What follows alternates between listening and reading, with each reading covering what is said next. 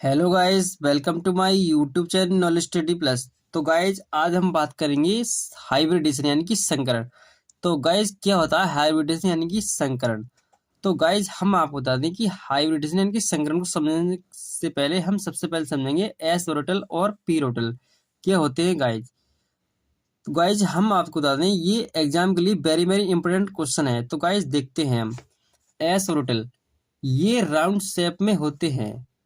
तो गाइज, हम आपको बता दें कि ये जो होते हैं हमारे एस ऑर्बिटल वो राउंड शेप यानी कि इनकी ये गोलाकार आकृति के होते हैं।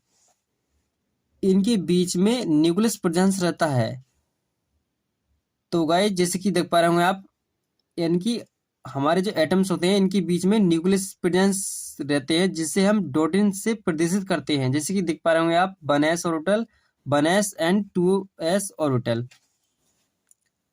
एस ऑर्बिटल का शेप एक जैसा होता है, बट अलग अलग परमाणु में इनका साइज अलग हो सकता है। तो गाइस, हम आपको बता दें कि एस ऑर्बिटल जो होते हैं इनका शेप यानी कि इनकी आकृति एक जैसी होती है, परंतु एटम में इनका साइज अलग अलग हो सकता है। जैसे कि देख पा रहे होंगे 1s orbital, 1s and 2s orbital. यानी कि ये 1s ऑर्बिटल जो है हमारा वो 2s ऑर्बिटल से घिरा हुआ है। जैसे कि देख पा रहे होंगे हमारा 1s 2s ऑर्बिटल। तो गाइस, हम अब समझते हैं पी ऑर्बिटल क्या होते हैं।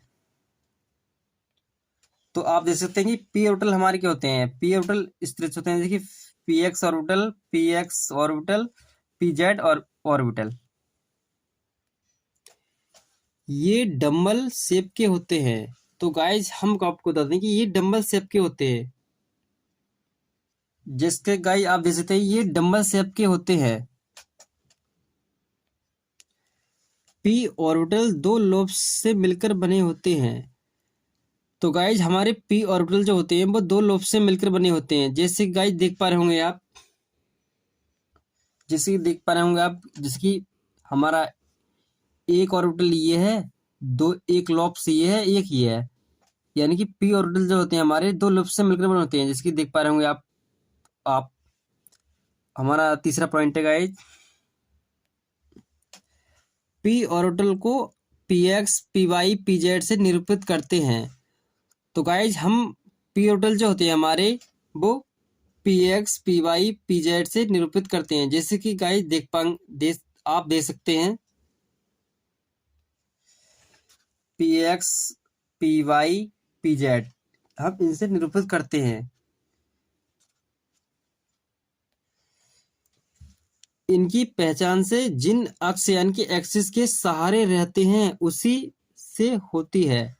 तो गाइज, हम बता दें आपको कि इनकी जो पहचान होती है वो P X, P Y orbital के सहारे होती है। जैसे कि गाइज आप स्ट्रक्चर के द्वारा भी समझ सकते हैं। तो गाइज, आप देख सकते हैं कि जैसे कि हमारे पी एक्स ऑर्बिटल क्या, P X orbital, P Y orbital और पी जेड ऑर्बिटल। जैसे कि देख पा रहे होंगे हमारा ये जो क्रॉस का निशान है वो बाई एक्स पे इसे टच कर रहा है। तो ये हमारा पी एक्स ऑर्बिटल हो गया। जैसे कि गाइस देख पा रहे होंगे पी वाई पे टच कर रहा है हमारा ये, तो पी वाई ऑर्बिटल हो गया। और ये हमारा जेड एक्स एक्स एक्सिस पे टच कर रहा है, तो ये पी जेड ऑर्बिटल हो गया। यानी कि इनकी पहचान जिन एक्स यानी कि अक्ष के सहारे होती है उसी को हम पी ऑर्बिटल कहते हैं। तो गाइस, हम समझते हैं हाइब्रिडेशन यानी कि संकरण क्या होता है। तो गाइज, हम स्ट्रक्चर द्वारा समझते हैं। जब एक, जैसे कि हमने आपको बताया कि एस ऑर्बिटल और पी ऑर्बिटल क्या होते हैं। तो गाइज, जब एस ऑर्बिटल और पी ऑर्बिटल आपस में मिलकर एक नए ऑर्बिटल का निर्माण करते हैं उसी को हम संकरण यानी कि हाइब्रिडेशन कहते हैं। तो गाइज, हम इसे डेफिनेशन के द्वारा भी समझते हैं। संकरण वह प्रक्रिया है जिसमें किसी भी परमाणु यानी कि एटम के समान ऊर्जा वाले दो या दो से अधिक परमाणु यानी कि ऑर्बिटल आपस में मिलकर समान ऊर्जा यानी कि इक्वल एनर्जी वाले उतनी ही संख्या में नए ऑर्बिटल बनाते हैं। इसी को हम संकरण कहते हैं। तो गाइज, हम आपको बता दें कि संकरण वह एक ऐसी रिएक्शन है जिसमें किसी भी परमाणु के समान ऊर्जा, समान यानी इक्वल एनर्जी दो या दो से अधिक, यानी कि जैसे कि देख पा रहे होंगे एस ऑर्बिटल और पी ऑर्बिटल ऑर्बिटल से अधिक ऑर्बिटल आपस में मिलकर समान यानी कि उतनी ही संख्या में यानी कि इक्वल एनर्जी में यानी कि नई उतनी ही संख्या में नए ऑर्बिटल का निर्माण करते हैं, उसी को हम हाइब्रिडेशन कहते हैं। जैसे कि हमारा एस और पी एक हाइब्रिडेशन है यानी कि संकरण है। तो गाइज हम इसके कुछ नियम हैं यानी कि इसके लॉ हैं वो समझते हैं।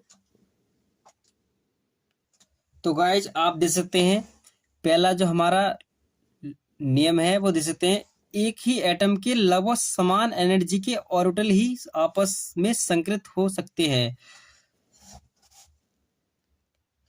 तो गाइज आप देख सकते हैं कि एक ही एटम के लगभग समान एनर्जी के ऑर्बिटल आपस में संकृत हो सकते हैं, यानी कि जैसे कि एस ऑर्बिटल और पी ऑर्बिटल दो समान एनर्जी के एटम्स हैं और ऑर्बिटल की आपस में संकृत यानी कि आपस में ये संकृत होते हैं यानी कि रिपल्सन करते हैं। तो देन दूसरा देखते हैं हम, दूसरा पॉइंट इसका, इसमें जितने ऑर्बिटल भाग लेते हैं उतने ही नए संकर यानी कि ऑर्बिटल बनते हैं, अर्थात संकृत ऑर्बिटल संख्या संकरण में भाग लेने वाले ऑर्बिटल की संख्या के बराबर होती है। तो गाइस आप समझ सकते हैं कि जो ऑर्बिटल भाग लेते हैं हमारे, वो उतने ही नए संकर ऑर्बिटल बनाते हैं, अर्थात संकृत ऑर्बिटल संख्या हाइब्रिडेशन में भाग लेने वाले ऑर्बिटल की संख्या के बराबर होती है। तो हम इसे स्ट्रक्चर के द्वारा भी समझते हैं। जैसे गाइज आप स्ट्रक्चर में भी देख सकते हैं कि जितने हमारे ऑर्बिटल होते हैं वो मतलब संकरण में भाग लेते हैं, वो उतने ही नए संकर यानी कि ऑर्बिटल बनाते हैं, जिसके हमारे दो ऑर्बिटल हमारे संकरण बना रहे हैं, उतनी ही संख्या में नए संकरण बनाते हैं, संकृत होकर यानी कि मिश्रण होकर रिपल्सन होकर संख्या संकरण में भाग लेने वाले ऑर्बिटल की संख्या के बराबर होती है। जैसे कि हमारे दो ऑर्बिटल आपस में संकरण बना रहे हैं तो उतनी ही संख्या हमारे, जैसे कि एस और पी, तो हमारे उतनी ही संख्या में दो संकरण प्राप्त हो रहा है, जैसे कि 12 sp संकरण में प्राप्त हो रहा है। देन इसका तीसरा पॉइंट देखते हैं, इस प्रोसेस में ऑर्बिटल्स परस्पर मिश्रित होते हैं ना इलेक्ट्रॉन। तो गाइज हम आपको बता दें कि इस क्रिया में ओनली ऑर्बिटल्स परस्पर मिश्रित होते हैं ना इलेक्ट्रॉन। तो इसे हम स्ट्रक्चर के द्वारा भी समझते हैं। जैसे कि आप समझ सकते हैं कि इस क्रिया में हमारे ओनली ऑर्बिटल्स ही परस्पर मिश्रित होते हैं ना इलेक्ट्रॉन। देन इसका हम चौथा पॉइंट देखते हैं गाइज, इससे बना हुआ बॉन्ड बहुत स्ट्रांग होता है। तो गाइज हम आपको बता दें कि जो हमारे एस और पी ऑर्बिटल जो बनाते हैं वो बहुत ही स्ट्रांग यानी कि स्ट्रांग बॉन्ड बनाता है।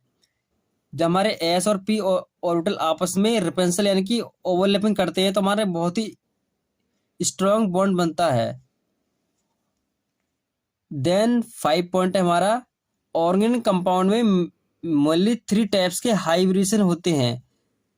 तो गाइज हम आपको बता दें कि कार्बनिक यौगिक में हमारे 3 टाइप्स के हाइब्रिडेशन यानी कि संकरण होते हैं, जैसे आप देख सकते हैं sp3 संकरण, sp2 संकरण, sp संकरण। तो गाइज हम इससे नेक्स्ट वीडियो में बताएंगे आपको। आपसे आशा करते हैं आप आज का लेक्चर आपको समझ में आया होगा। मिलते हैं नेक्स्ट वीडियो में, तब तक के लिए धन्यवाद। आज की वीडियो आपको बहुत ही हेल्पफुल रही होगी। Thank you so much.